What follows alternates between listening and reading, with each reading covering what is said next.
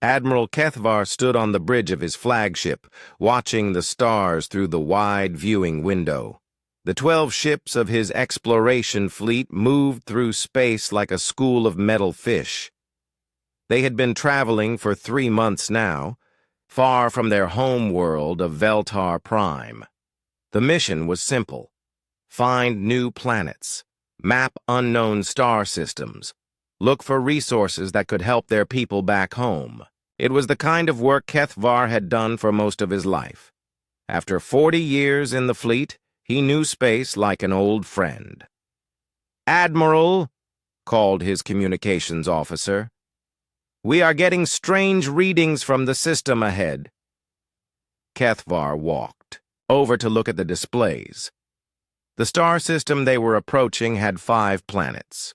Nothing too special about that, but the readings showed something odd. There was a massive energy field between the 3rd and 4th planets.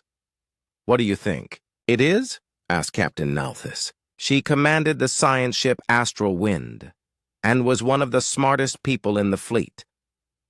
"I do not know," Kethvar replied.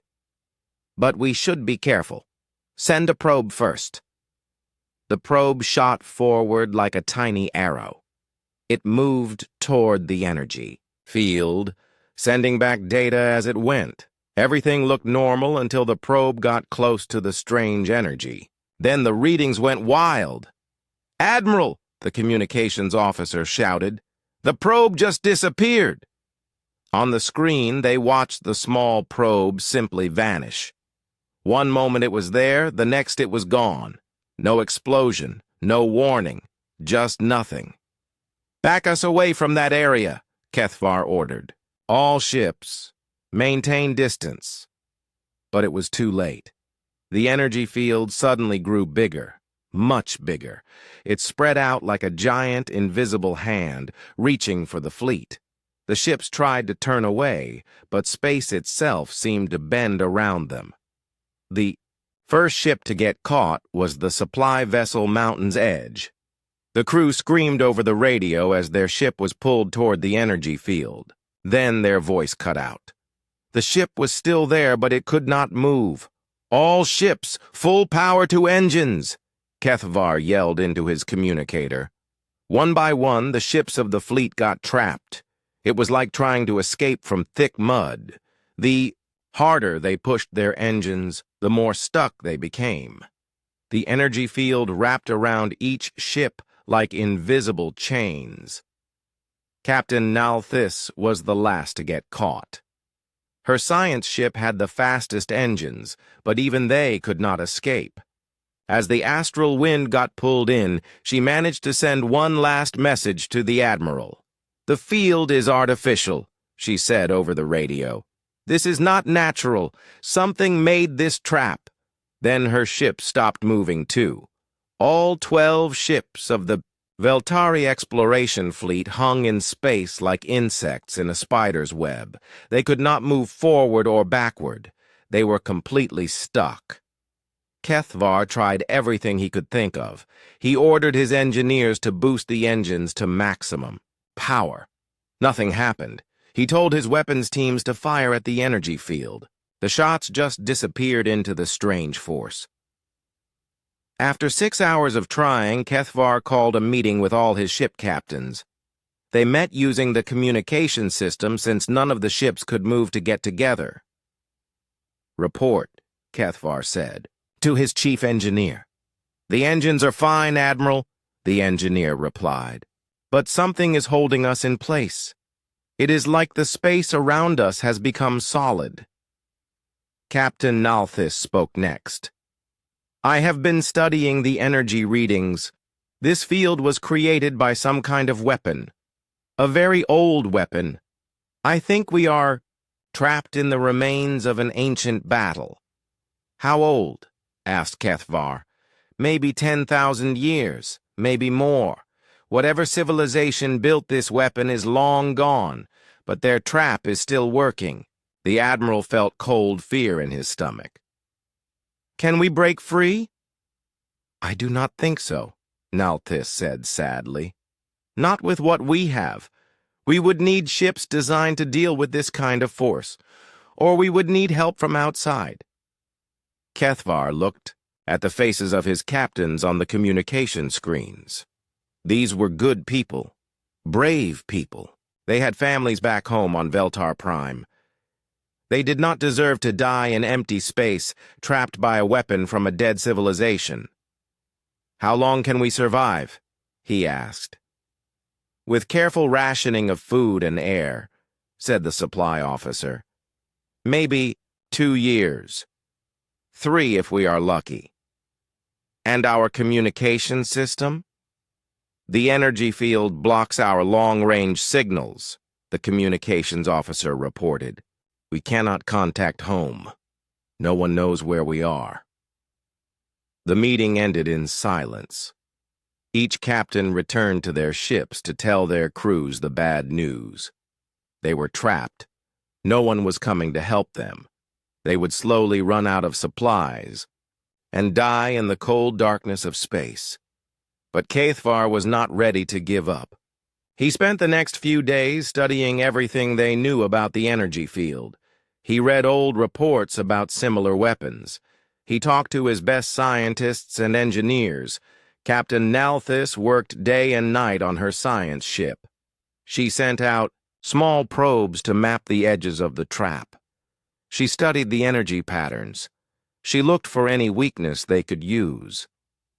"There has to be a way," she told her science team. "Every trap has a weakness. Every lock has a key." But after a week of searching, they found nothing. The weapon that trapped them was too advanced, too powerful. The civilization that built it was much smarter than the Veltari. On the 8th day, Kethvar made an announcement to the entire fleet. "My friends," he said over the communication system, "we are in a difficult situation, but we are Veltari. We do not give up easily. We will keep looking for a way out. We will ration our supplies carefully. We will help each other, and maybe somehow we will find a way home." The crews tried to stay hopeful, but Kethvar could see the fear in their eyes during the daily reports. They were alone in an empty part of space. Their families thought they were dead. No rescue ships were coming. As the days turned into weeks, life aboard the trapped ships became routine. People did their jobs. They ate their smaller meals.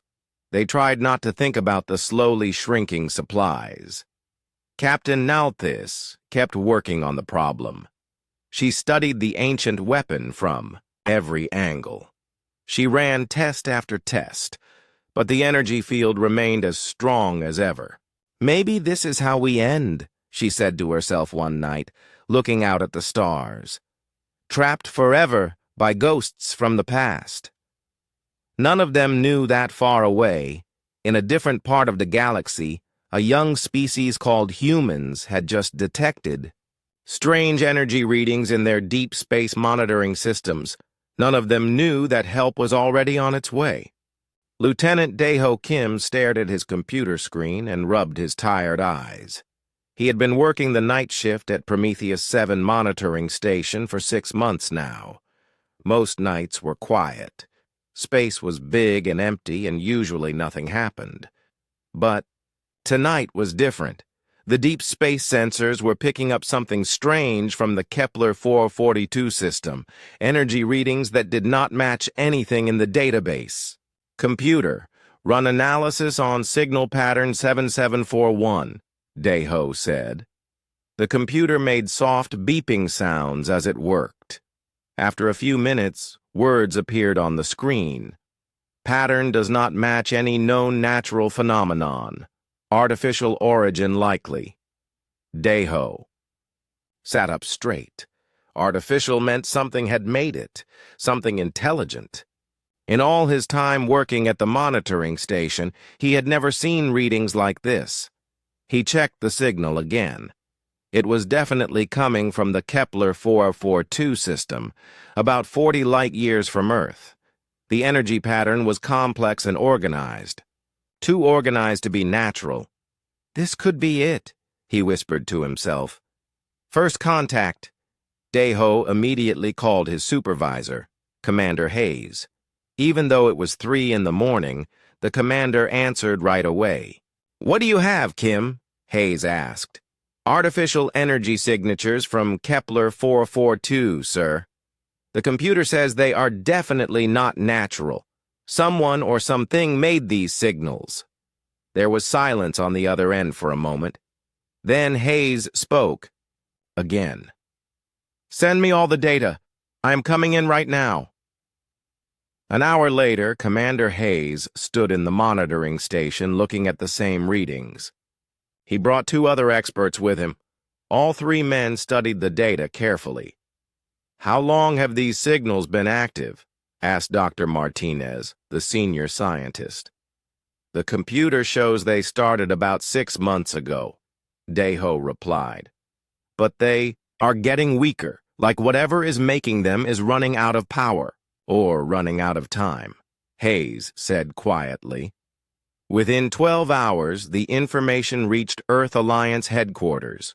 Within 24 hours, it was on the desk of Admiral Chen, head of the Exploration Division. Within 48 hours, Captain So-Jin Park received her orders. Captain Park stood on the bridge of her ship, Soul's Pride, as they prepared to leave Earth orbit. She was 35 years old and had been commanding ships for 8 years. This was her first potential first contact mission. "All stations report ready, Captain," said her first officer, Commander Woo-Sung Lee. "Take us out, Commander." "Captain," Park replied. "Set course for Kepler 442. The Soul's Pride was not alone. 2 other ships traveled with them, the science vessel Busan Explorer and the medical ship Incheon Hope. Together, they made up First Contact Fleet 7. Dr. Hai-Wan Choi worked in the medical bay of Soul's Pride, preparing for whatever they might find. She was the chief medical officer and also the fleet's xenobiologist. If they met aliens, she would be one of the first to study them. "What do you think we will find out there?" asked her assistant. "I do not know," Dr. Choi replied. "But if the signals are getting weaker, it might be a distress call. Someone might need help." Engineer Taemin Jang was in the engine room, making sure their faster-than-light drive was working perfectly. He was young but very smart. Captain Park had chosen him because he was good at fixing things quickly. Communications Officer Ji Woo. Nam sat at her station on the bridge, studying every language database Earth had. If they met aliens, she would try to talk to them. She had learned 12 human languages and was excited to try learning an alien one. The journey to Kepler 442 took 3 weeks. Every day, Ji Woo monitored the strange signals. They were definitely getting weaker. "Captain," she reported one morning, "the signals are now 50% weaker than when we started. If this continues, they will stop completely in about 2 months." "Can you tell what kind of signals they are?" Captain Park asked. "They look like power signatures from some kind of advanced technology, but there are also communication patterns mixed in. I think someone is trying to send messages. When they finally reached the Kepler 442 system, what they found surprised everyone. 12 large ships hung motionless in space between the 3rd and 4th planets. The ships were clearly not human. They had smooth, curved designs that looked almost like seashells. "My God," whispered Commander Lee. "Look at the size of those ships. Each one is twice as big as ours." Captain Park studied the alien vessels through the viewing screen. They were beautiful in a strange way, but something was wrong. The ships were not moving at all. "Sensors show no engine activity," reported the science officer. "They are just floating there." "Are they damaged?" asked Captain Park. "I do not think so. The ships look complete, but there is a massive energy field around them. It looks like they are trapped." Dr. Choi joined them on the bridge to look at the alien ships.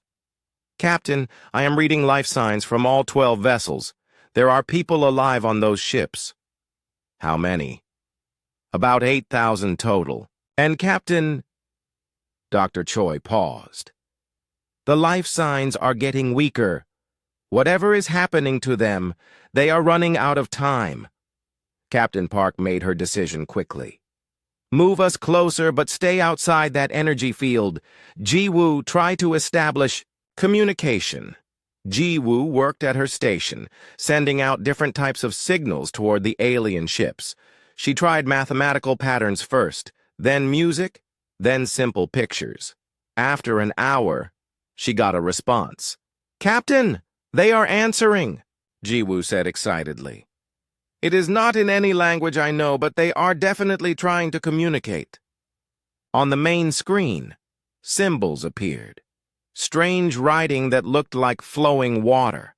Then the symbols changed to numbers, then to simple pictures. "They are learning," Ji-woo said with wonder. "They are figuring out how to talk to us." It took 6 hours, but slowly the two sides began to understand each other. The aliens called themselves Veltari.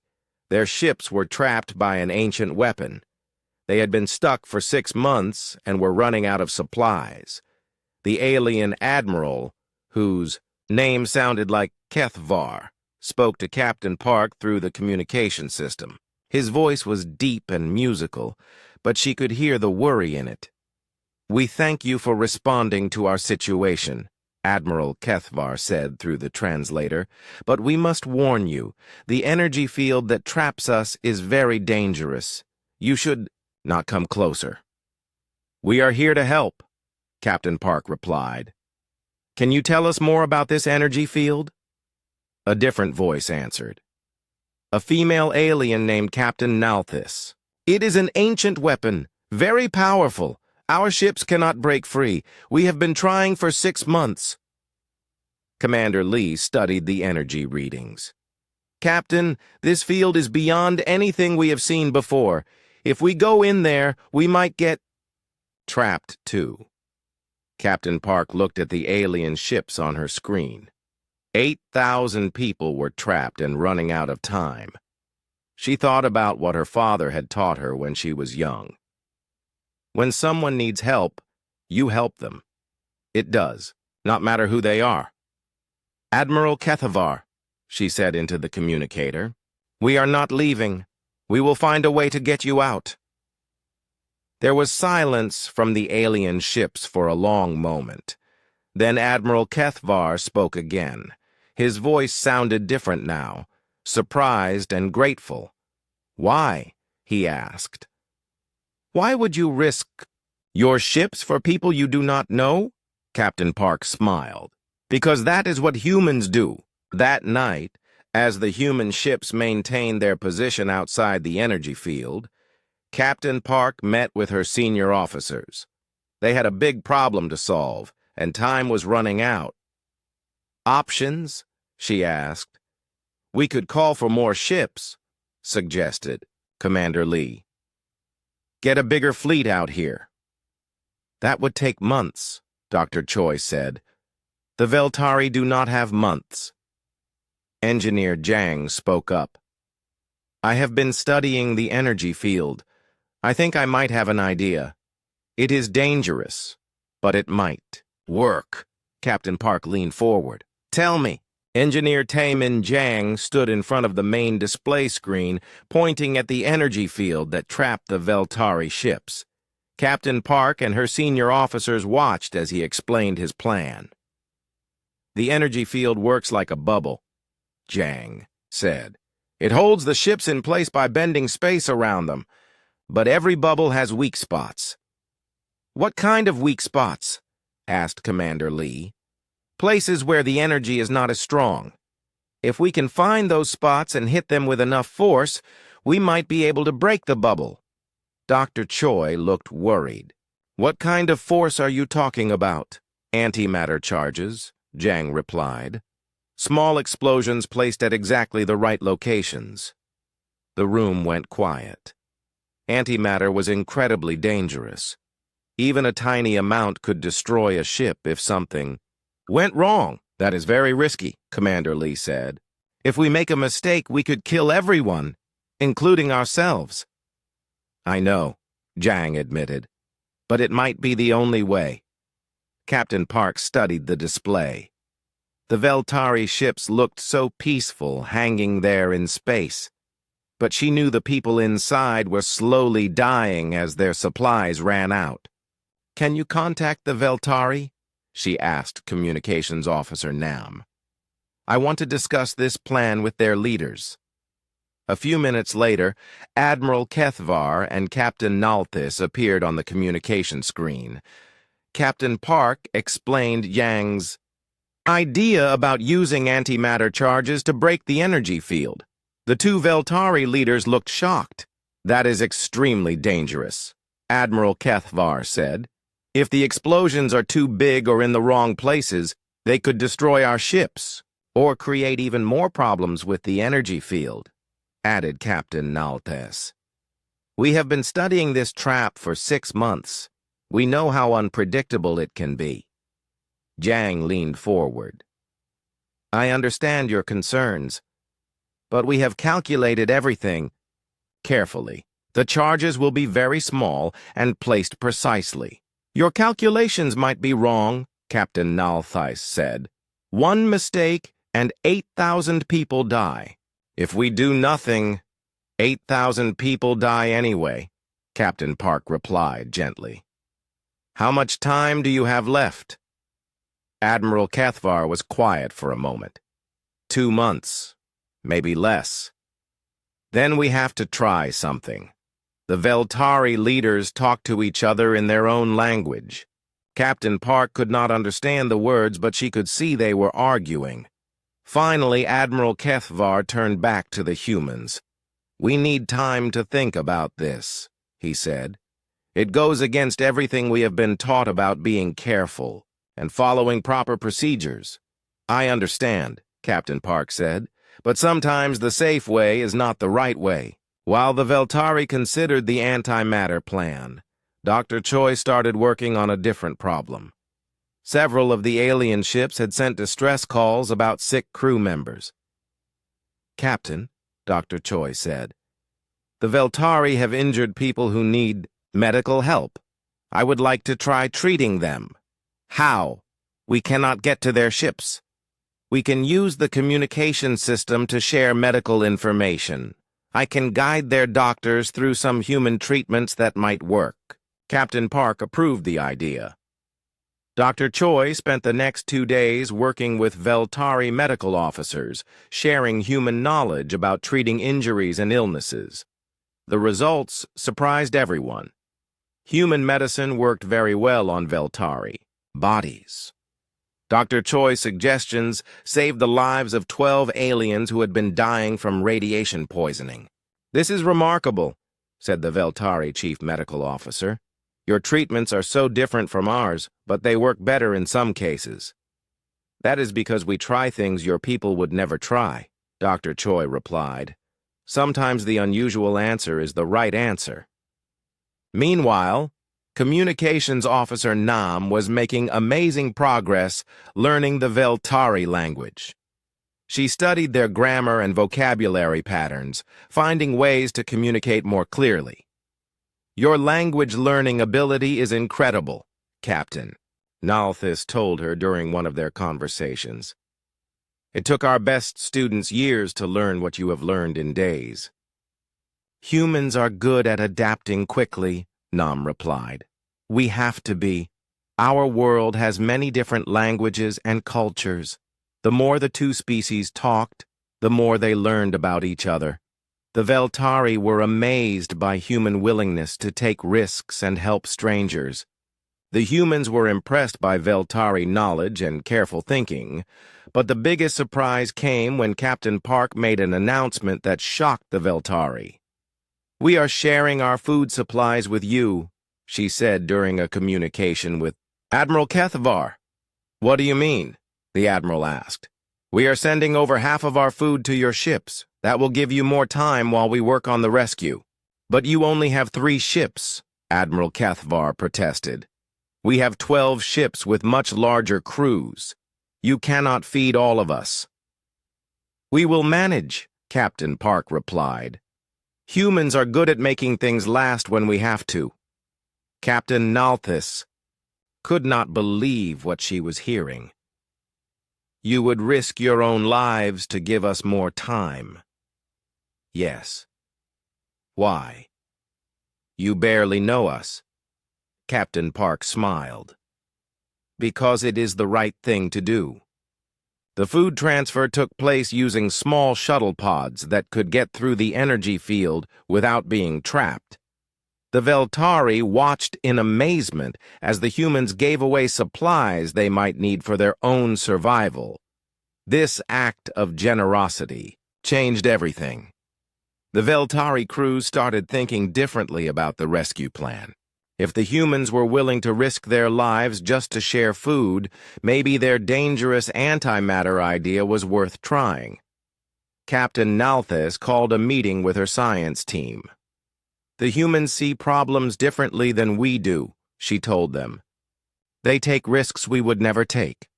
But maybe that is what we need right now." "Are you saying we should try their plan?" asked her chief scientist.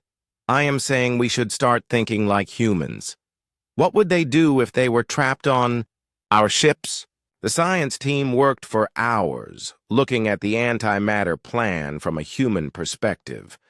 Instead of focusing on everything that could go wrong, they started thinking about ways to make it work.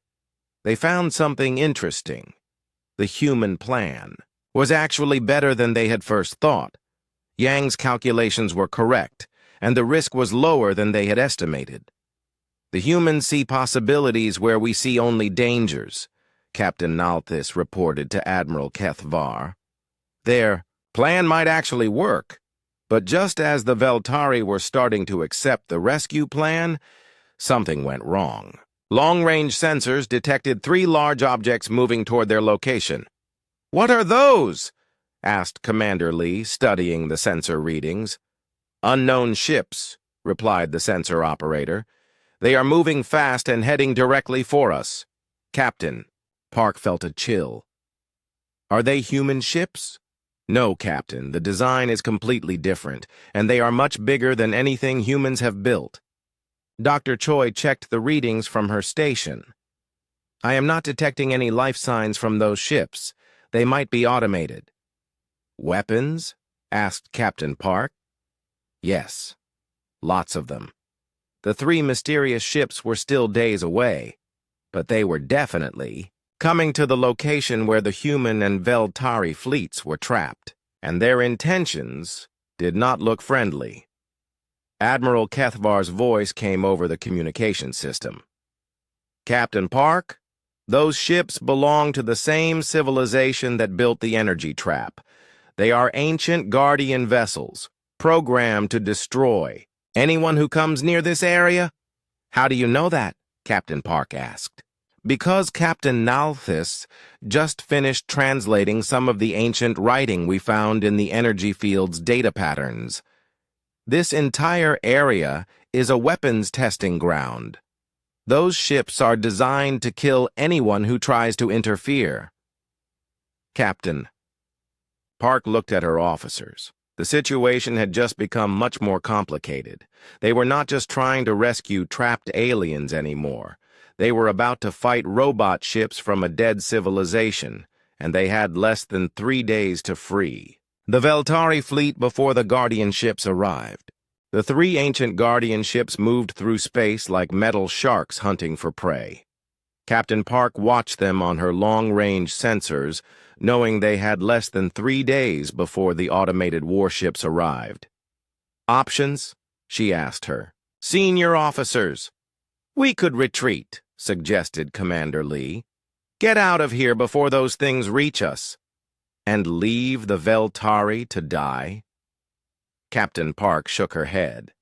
"Not an option." Engineer Jang studied the approaching ships on his displays. "Those vessels are at least 10,000 years old, but their weapon systems are still active. Each one is twice the size of our biggest battleship." "Can we fight them?" asked Dr. Choi. 3 human ships against 3 ancient warships? Commander. Lee looked doubtful. We would be outgunned and outnumbered. Captain Park turned to the communication station. Nam, get me Admiral Kethvar. When the Veltari Admiral appeared on the screen, Captain Park could see the worry in his alien features. Admiral, we need to move fast. Can your people help us? Modify the antimatter plan? What do you mean? Kethvar asked. Instead of small, careful explosions, we go big. We use everything we have to break that energy field in one massive attempt. Captain Nalthis joined the conversation from her science ship. That is incredibly dangerous. The explosion could destroy half our fleet. The Guardian ships will destroy all of our fleet, Captain Park replied. We have to take the risk. For the next 6 hours, human and Veltari engineers worked together over the communication system. They shared ideas, combined technologies, and created a plan that neither species could have developed alone. The plan was simple but terrifying. The humans would place antimatter charges at 12 specific points around the energy field.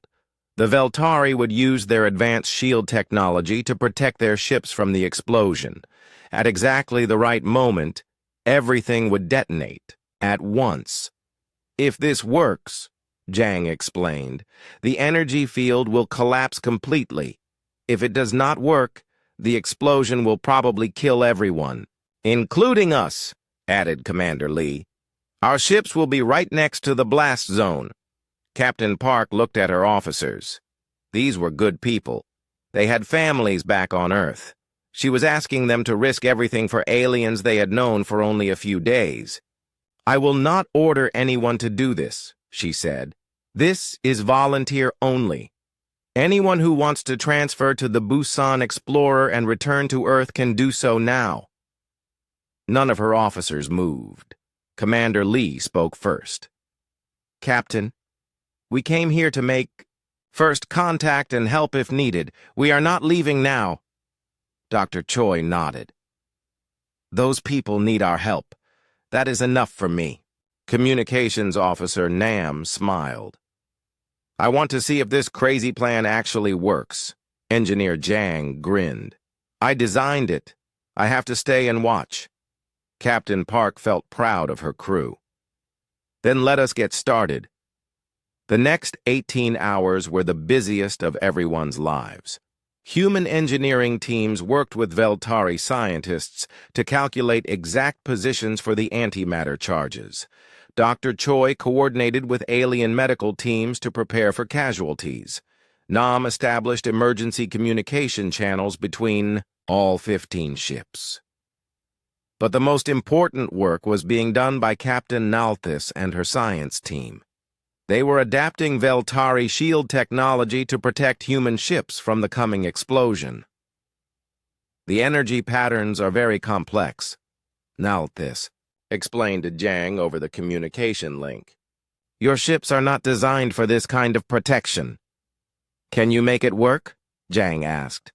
I think so, but your ships will need to be in exactly the right positions. One mistake and the explosion will tear you apart. Meanwhile, Captain Park had to make the hardest decision of her life. The rescue plan required one human ship to go inside the energy field to place the final antimatter charges. That ship might not survive the explosion. I will take Soul's Pride in, she announced to her senior staff. Captain, no, Commander Lee protested. Send me in one of the smaller ships. This is my responsibility. With respect, Captain, you are needed to coordinate the entire operation. Let me handle the dangerous part. Captain Park looked at her first officer. Woo Sung Lee was brave and smart, but more than that, he was her friend. She did not want to send him to die. The ship going in will need the best pilot we have, Lee continued. That is me, not you. Finally, Captain Park agreed. Commander Lee would take the shuttle Daegu runner into the energy field to place the final charges. It was a suicide mission, and everyone knew it. As Lee prepared for his mission, Dr. Choi made a discovery that changed everything. "Captain," she called from her medical station, "I have been studying the Veltari shield technology. I think I can modify it to protect the Daegu runner." "Explain." "The Veltari use something they call adaptive barriers. They change shape based on the type of energy hitting them. If I can install one of their shield generators on Lee's shuttle, he might survive the explosion." Captain Nalthis heard the conversation over the open communication channel. "Dr. Choi, that is impossible. Our shield technology is not compatible with human ships." "Maybe not," Dr. Choi replied, "but I am going to try anyway." What followed was 6 hours of the most intense engineering work anyone had ever seen. Dr. Choi and Captain Nalthis worked together, combining human adaptability with Veltari precision to create something completely new. They stripped parts from 3 different Veltari shield generators. They rewired human power systems. They created connection points that had never existed before. "This should not work," Nalthis said as they finished the modifications. "But it might," Dr. Choi replied. "That is what humans do. We try things. That should not work." With only hours left before the Guardian ships arrived, Commander Lee climbed into the modified shuttle. The new shield generator took up most of the passenger compartment, humming with alien energy. "How do you feel?" "Captain," Park asked over the radio. "Like I am flying a bomb with wings," Lee replied. "But the shield systems are showing green." The Daegu runner launched from Seoul's Pride and headed toward the energy field. Behind it, the 3 human ships took their positions outside the blast zone. The 12 Veltari ships activated their shields and prepared for the explosion. "All charges are in position," Jang reported. "Antimatter devices are armed and ready." "Veltari shields are at maximum power," reported Admiral Kethvar. "Guardian ships will arrive in 47 minutes, Nam announced. Captain Park took a deep breath. "Commander Lee, are you ready?" "Ready, Captain. All ships, prepare for detonation on my mark." Captain Park looked around her bridge at the faces of her crew. They were scared, but determined. Mark. The explosion was like a miniature star being born. 12 antimatter charges detonated simultaneously, releasing more energy than some planets received from their suns. The ancient energy field that had trapped the Veltari fleet for 6 months collapsed in seconds. But something went wrong. The explosion was bigger than anyone had calculated. The energy release created shock waves that spread through space in all directions. "Hull breach on Seoul's Pride," someone shouted. "Incheon Hope is losing power," called another voice. The Veltari ships were being thrown around like toys in a storm. Even with their shields, several vessels took heavy damage, and in the middle of the chaos, no one could contact Commander Lee. "Daegu runner, please respond," Captain Park called over the radio. Silence. "Lee, are you there?" More silence. Dr. Choi stared at her instruments, trying to find any sign of the shuttle or its pilot. The energy from the explosion was interfering with all their sensors. Then, through the static and chaos, a weak voice came over the radio. "This is Lee. I am alive but barely. The shuttle is damaged and I am hurt." Captain Park closed her eyes in relief. "Can you fly back to us?" Negative. Life support is failing and engines are dead. "We are coming to get you." But before anyone could launch a rescue mission, long-range sensors detected new contacts. The 3 Guardian ships had arrived early, drawn by the massive explosion, and they were already charging their weapons. The three ancient guardian ships appeared out of the darkness like metal demons. Each one was massive, covered in weapons that had been waiting 10,000 years to kill again. They moved toward the combined human and Veltari fleet with deadly purpose. "All ships, evasive maneuvers!" Captain Park shouted into her communicator. But half the fleet could barely move. The explosion that freed the Veltari ships had also damaged many of them. Several human vessels were leaking air and losing power. Commander Lee was still trapped in his crippled shuttle, floating helplessly between the fleets and the approaching guardian ships. "I am going after Lee," announced Captain Nalthis from her science vessel. "Your ship is damaged too," Admiral Kethvar protested. "You cannot fight those guardians alone." "I am not going to fight them," Nalthis replied. "I am going to rescue Commander Lee." Her ship, Astral Wind, broke away from the Veltari formation and headed toward Lee's shuttle. The vessel was damaged but still faster than most others in the fleet. Meanwhile, Captain Park studied her tactical display. The three guardian ships were enormous, but they were also very old. Maybe that gave the combined fleet a chance.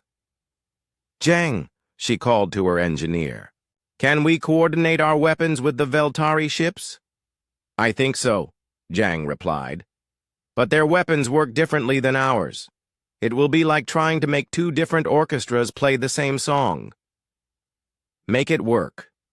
The first guardian ship fired its weapons. Beams of pure energy lanced across space, striking the medical ship Incheon Hope.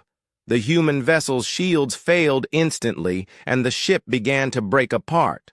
"All crew, abandon ship," the captain of Incheon Hope transmitted. Small escape pods shot away from the dying medical ship like seeds from a broken flower. But the guardian ship was already targeting them with smaller weapons. "Not if I can help it," growled Admiral Kethvar.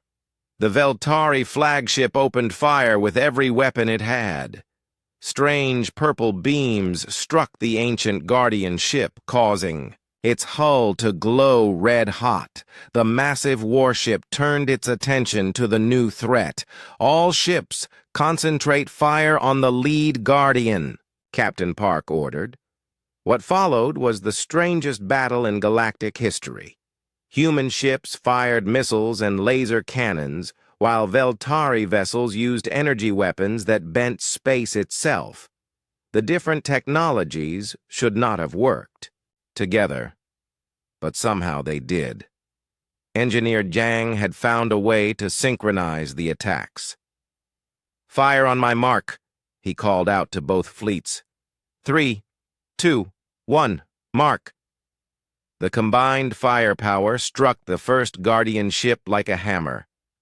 Ancient armor, plating cracked and systems failed, but the massive vessel kept fighting.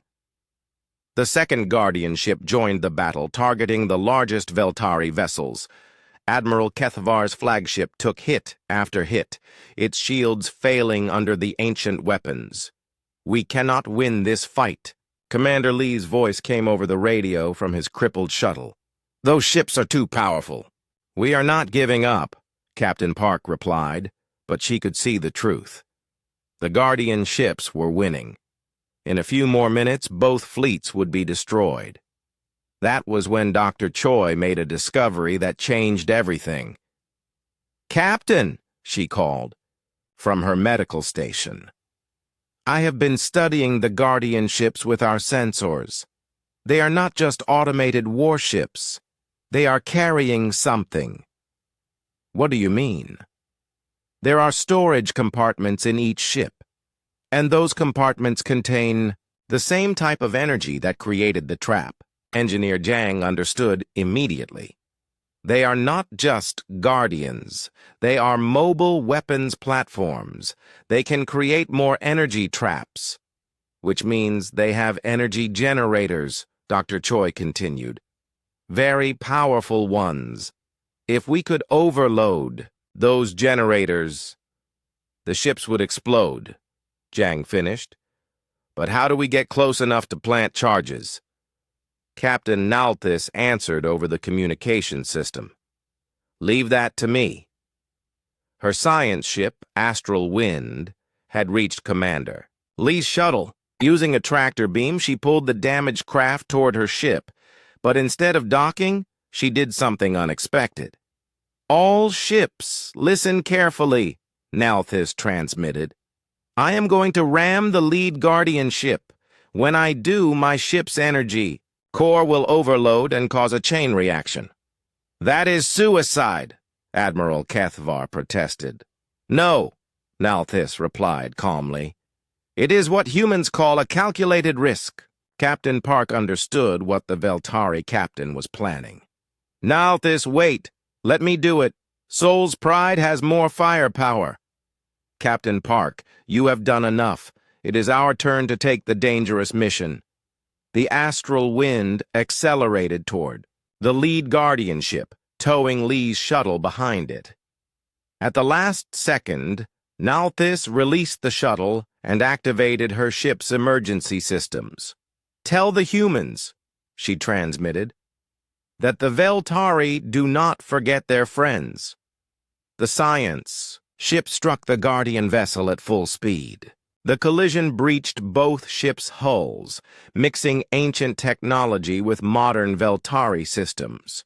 The result was spectacular. The Guardian ship's energy core overloaded exactly as Dr. Choi had predicted.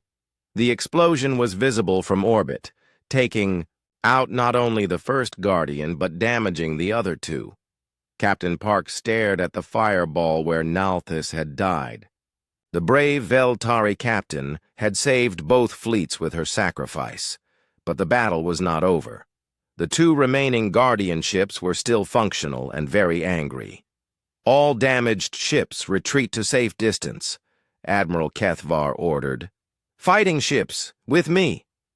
The final battle was desperate. Human and Veltari crews fought together as one fleet, their different technologies finally working in perfect harmony. Dr. Choi coordinated medical teams across both species. Engineer Jang kept damaged ships running with repairs that should have been impossible. Communications Officer Nam translated orders between the fleets so fast that both sides could react as one mind. When the smoke cleared, all three Guardian ships were destroyed. But the cost had been high. 3 Veltari ships were gone, along with the human medical vessel. Hundreds of people from both species had died. Captain Park sat in her command chair, exhausted. They had won, but it felt like losing. Captain, Nam called from her station. I am receiving a transmission from Earth. Admiral Chen wants to know our status. Tell him we made first contact, Captain Park replied, and that we have new allies. 6 months later, Captain Park stood on the observation deck of Kepler Station, the first joint human-Veltari research facility. The station was built where the ancient energy trap had once been, a symbol of cooperation rising from a place of death. Admiral Kethvar joined her at the viewing window. The old Veltari commander had recovered from his injuries and was now the station's co-commander. Any word from the science teams? He asked. Dr. Choi reports another breakthrough in medical technology, Captain Park replied, and Jang's engineering group has figured out how to combine our propulsion systems. The universe is becoming a smaller place, Kethvar observed. Through the window, they watched human and Veltari ships docking together. Crews from both species worked side by side, no longer strangers but friends. Commander Lee appeared in the doorway, walking slowly with the help of a cane. His injuries from the shuttle crash had healed, but he would always walk with a limp. He considered it a small price for being part of First Contact. Captain, he said, the memorial service is ready. They walked together to the station's central plaza, where a monument honored those who had died in the battle with the Guardian ships. Captain Nalthis' name was carved at the top, along with the names of every human and Veltari who had made the ultimate sacrifice. As Captain Park read the names, she thought about how the rescue mission had changed everything. Humans were no longer alone in the universe. They had found not just intelligent life, but friends willing to die for each other. Engineer Jang approached with the latest reports from the exploration teams. Captain, we have detected signals from 12 more star systems. It looks like there are other civilizations out there. Friendly ones, we hope, Admiral Kethvar said. Captain Park smiled. If not, we will make them friendly. That is what humans do. With a little help from their Veltari friends, Kethvar added. Dr. Choi joined them, carrying a tablet with her latest research. The genetic compatibility studies are complete. Humans and Veltari can work together on almost any project. Our different ways of thinking make us stronger as a team. Communications Officer Nam appeared at Captain Park's shoulder. Captain, I just received a message from Earth. The Veltari Confederation has officially joined the Galactic Alliance. We are not just allies anymore. We are partners. As the sun set over Kepler Station, Captain Park looked out at the stars. Somewhere out there were other civilizations, other peoples who might need help or friendship. Humans and Veltari would find them together. The rescue mission that had started with a stranded alien fleet had become something much bigger. It had become the foundation for a new age of cooperation and exploration. And it had all started because humans could not leave people behind, no matter who they were or where they came from. So, Admiral Kethvar asked, what is our next mission? Captain Park grinned. Whatever it is, we will face it together. In the distance, new ships were launching from the station's docks. Human and Veltari crews working as one, heading out into the unknown to find whatever wonders waited among the stars. The age of isolation was over. The age of partnership had begun.